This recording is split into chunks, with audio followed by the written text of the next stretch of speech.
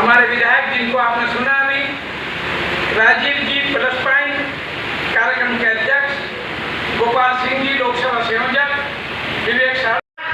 अब नरेंद्र मोदी का अंक भी है आज, नरेंद्र मोदी की जन्म तिथि है आज, और आपका चुनाव भी 26 को है आज को ऐसा दिखा देना कि नरेंद्र मोदी जी के अंक के साथ आज को मिला देना।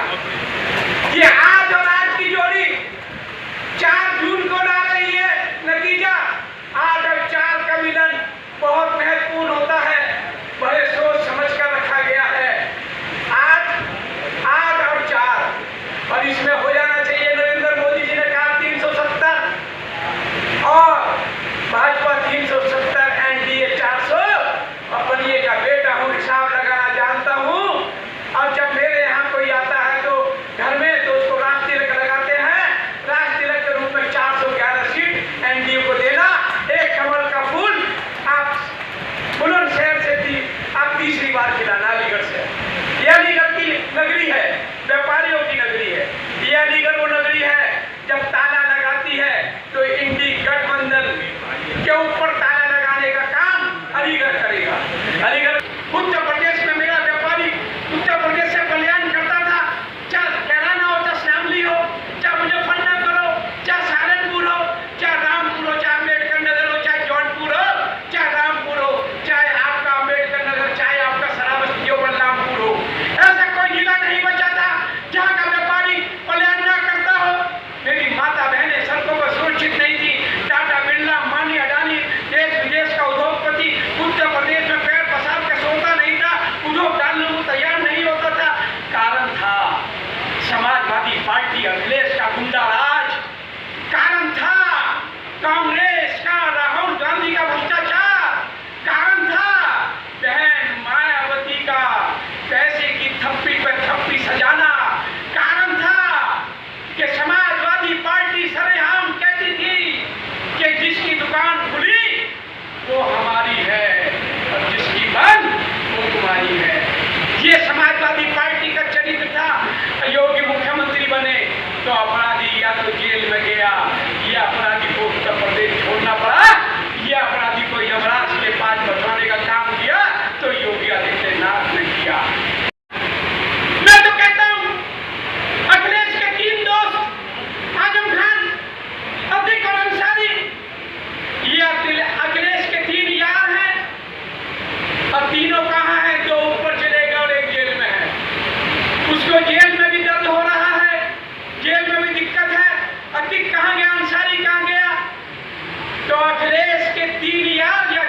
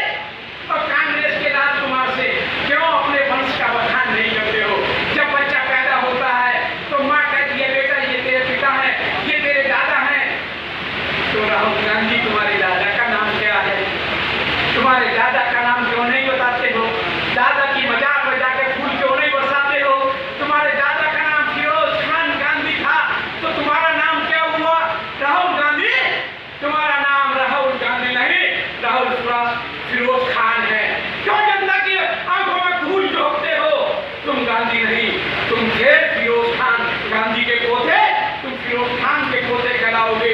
तुमने जनता को धोखा दिया। हमने मर्यादा पुरुषोत्तम भगवान श्री राम का मंदिर बनाया, हमने धारा 370 हटाई तो अलीगढ़ का व्यापारी कश्मीर में जाके दुकान खोल सकता है, फैक्ट्री खोल सकता है, घर खोल सकता है। हमने मर्यादा पुरुषोत्तम भगवान श्री राम का 22 मिनट को प्राण प्रतिष्ठा की।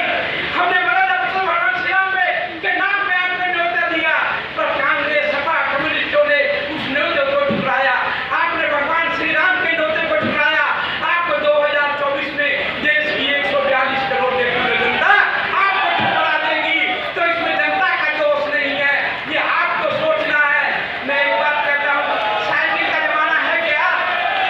साइकिल घोषणा करने वाले कुछ भी घोषणा करके चले जाएंगे, कुछ भी घोषणा करते रहेंगे, लेकिन संकल्प तो देखिए, ये हमारा संकल्प है। जब हम संकल्प लेते हैं तो उस संकल्प को पूरा करने का काम करते हैं। मैं आप सबसे यही अपील करने आया हूँ, आप सबसे प्रार्थना और याचना करने आया हूँ। व्यापारी सम्मेलन है, व्यापारियों के बीच में आता रहूंगा, मैं आता रहूंगा।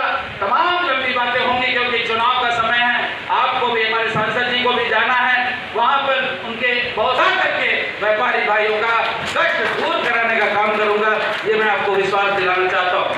यहाँ निर्यात प्रोत्साहन की बात आई, निर्यात प्रोत्साहन में भी आपके अच्छे सुझाव आए हैं और मैं आपको बताना चाहता हूँ कि निर्यात प्रोत्साहन, तो मैं आपसे यही कहना चाहता हूँ मेरे भाई, अभी 2022 में खूब गाना चला के घूस जाला बिलिया में, कि घूस जाला बिलिया में सांप बिछी गोजर, चलेगा जब चाप के बाबा के बुलडोजर। बाबा का बुलडोजर चला, कुछ गुंडे दूर चले गए, कुछ बहुत दूर चले गए, जहां से आना असंभव है, आ ही नहीं सकते। ये सब आप सब लोगों ने देखा। निश्चित रूप से गुंडे और अपराधियों पर जिस तरह से काम हुआ है, आप सब यहाँ पर बैठे हमारे साथी, हमारे लोग बता रहे थे, यहाँ पर बैठे हमारे भाई बता रहे थे कि अधिकारी परेशान करने का काम करते हैं। तो मैं अधिकारी साथियों अभी सभी व्यापारी भाइयों से कहता हूँ, आपने वो दिन भी देखा है, पहले क्या होता था, समाजवादी पार्टी की सरकार में कहते थे जिस गाड़ी में सपा का झंडा, समझो उसमें बैठा गुंडा, जितना बड़ा गुंडा, जितना बड़ा अपराधी, उतना बड़ा नेता होता था, और उसमें खुली छूट रहती थी। आप सब यहाँ पर बैठे, मैं एक एग्जाम्पल के तौर पर कहना चाहता हूँ, एक बनिए की दुकान से बोरोलीन खरीद करके लेके चलो भैया, बनिया गुड़ चुरा के खाता है, जाने तो झगड़ा मत करो। लेकिन नई जो पीढ़ी है, नई यंग एज के हमारे बच्चे, उनको मालूम है कि नकली था तो दूसरे दिन वापस कर देते। हम क्यों? नकली था तो दूसरे दिन, तीसरे दिन, एक हफ्ते में वापस कर देते, कि पूरी चपोड़ करके ले आए वो वापस कर ले, तो वो बच्चे से झगड़ा जरूर हो जाएगा।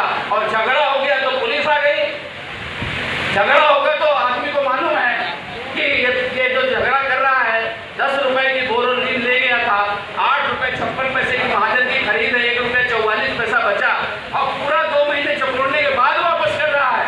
तो झगड़ा हो गया तो पुलिस को ये पता है, इस अपराधी जो ये वापस करने आया है, नंगा नहाएगा क्या, निचोड़ेगा क्या, इससे तो कुछ नहीं मिलना है। महाजन को ही पकड़ो, उनको ले जाकर के बंद करो। बताओ, तुम्हारा लक्स साबुन में नकली है, तुम्हारा रेक्सोना में नकली है, तुम्हारा डिटाल में नकली है, तो बनिया को पकड़ोगे नहीं। आमा नींबू पानिया दावे से रस दे, आम नींबू बनिया को जितना दबाओगे उतना रस मिलेगा। लेकिन आपने देखा योगी राज में, योगी जी की सरकार में पुलिस नहीं, दरोगा नहीं, IPS अधिकारी भी अगर इन्वॉल्व होता है व्यापारी को सताने में, उसके खिलाफ एफआईआर की जाती है, उसके खिलाफ कुर्की की जाती है, उसको जेल भेजने का काम किया जाता है। ये बदलाव में गया था, मेरे एक ऑपरेशन होना था, मुझे भर्ती कर लिया, लेकिन मैंने रिमाइंडर लगा रखा था, और मैंने वो रिमाइंडर जो यूपी सीडा के CEO हैं मयूर महेश्वरी जी को भेजा। हमने कहा देखो, ये जो बजरंग प्रसाद मौर्य वो है जेई है, ये बदमाशी कर रहा है, बता रहा है चलती हुई इंडस्ट्री को बंद बता रहा है। अभी हापुड़ में एक बंद इंडस्ट्री थी, वहाँ पर आग लग गई, 10 लोग मर गए थे। तो ऐसे ही बहुत सारी बंद इंडस्ट्री को चालू बता रहा है, तो चालू को बंद बता रहा है। उन्होंने कहा सर दिखवाता हूँ। आप सोचिए, जिस आदमी का कल ऑपरेशन होना, उसकी कितनी सारी जाँच होती है। सही बात है, वो बंद इंडस्ट्री, जो चालू इंडस्ट्री है उसको बंद बता रहा था, उसकी गलती है, तो मैं उसको ट्रांसफर कर दूंगा। ट्रांसफर मत करिए, उसको सस्पेंड करने का काम करिए, उसको सस्पेंड करेंगे तब जाकर के उस व्यापारी को न्याय मिलेगा। अब भैया उसको सस्पेंड कर दिए, 1 घंटे के अंदर उसको सस्पेंड कर दिए। फिर मुझे नवीन, अब आप समझिए कि वो सोफा से लेके जमीन पे बैठ गए, सोफा से उतर के जमीन। अरे भैया समझ लो कि हम रात भर सोए न हो गए भैया, मतलब आप एक ले लो भैया, मतलब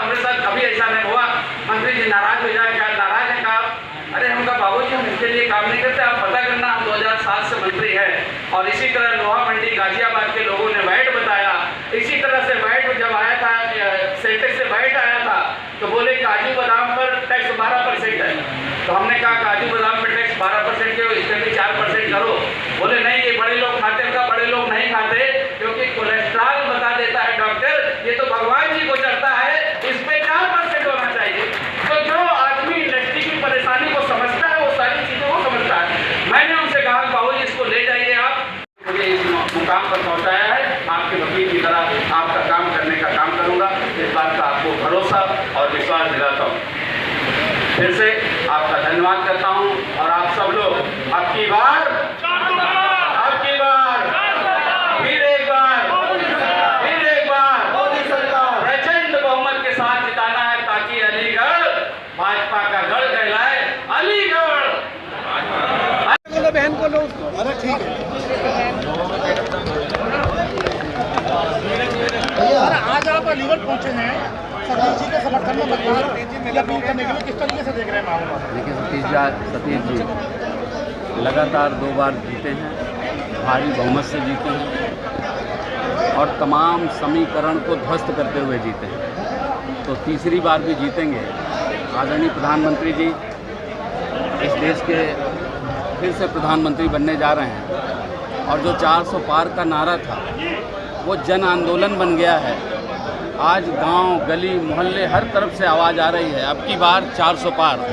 और आप देखते होंगे कि तमाम जो विपक्षी नेता हैं उनके मुंह से भी ये निकलने लगा है, तो निश्चित रूप से इसमें किसी तरह का संचय नहीं है, क्योंकि जो हमारा संकल्प पत्र है, हमने कोई घोषणा पत्र नहीं, हमने संकल्प पत्र जारी किया है और संकल्प जो हमने लिया है उसको पूरा किया है। आदरणीय प्रधानमंत्री ने जितने संकल्प लिए वो पूरे होंगे, पूरे किए हैं। मोदी जी की गारंटी मतलब गारंटी पूरा होने की गारंटी। सर, भाजपा सरकार पक्की नौकरी नहीं दे रही है, आउटसोर्सिंग और संविदा से दे रही है, ये आप कैसी बात कर रहे हैं? आप देखिए, जाने कितने लोग ऐसे हैं सपा और बसपा की सरकार में जिन्होंने अपना खेत बेचकर लोगों को रिश्वत दी अपनी बेटी की नौकरी लगाने के लिए, बेटे की नौकरी लगाने। कुछ की लगी, कुछ की नहीं लगी, तो दलालों ने पैसे ले लिए और उनके चप्पल घिस गए, वापस लेते लेते आधे मिले आधे नहीं मिले। समाजवादी पार्टी भ्रष्टाचार में लिप्त, बसपा भ्रष्टाचार में लिप्त, ये सब लोग केवल और केवल अपना और अपना परिवार कैसे बढ़े। मुलायम सिंह जी ने अखिलेश को गद्दी सौंप दी, मायावती जी अपने भतीजे को आगे बढ़ाने का काम कर रही हैं। परिवार से जब आगे बढ़े तो अपनी जाति तक सीमित रह गए। इसलिए अभी केंद्र सरकार और प्रदेश सरकार मिला करके लाखों नौकरी लगी है और आदमी छाती ठोक के कहता है 1 रुपया नहीं देना पड़ा, 1 पैसा नहीं देना पड़ा, किसी से सिफारिश नहीं करानी पड़ी, मेरिट के अनुसार। सर, भाजपा का घोषणा पत्र जारी होने के बाद जो कांग्रेस के अध्यक्ष हैं वो कह रहे हैं कि भाजपा केवल वादे करना जानती है लेकिन पूरा नहीं कर रही। अब उनसे पूछिए, जैसे राम मंदिर, आप पूछ लीजिए उनसे, धारा 370 पूछ लीजिए उनसे, उनको दिखाई नहीं पड़ रहा है। निश्चित रूप से हम यही कहते हैं कि हमने कभी घोषणा पत्र नहीं, आदरणीय प्रधानमंत्री जी के नेतृत्व में संकल्प पत्र जारी हुए। संकल्प पत्र जो हम संकल्प लेते हैं उस संकल्प को पूरा करते हैं। समाजवादी पार्टी का घोषणा पत्र, कांग्रेस का घोषणा पत्र और जिन भी पार्टियों ने घोषणा पत्र जारी किया है, मैं तो यही कहूँगा वो घोषणा पत्र नहीं, वो ऐसे ही है, ऐसे ही ख्वाब की तरह मुंगेरी लाल के हसीन सपने की बैल दूध देता है, उसको सही बताने पर लगे हुए हैं, यही कहना चाहता हूँ।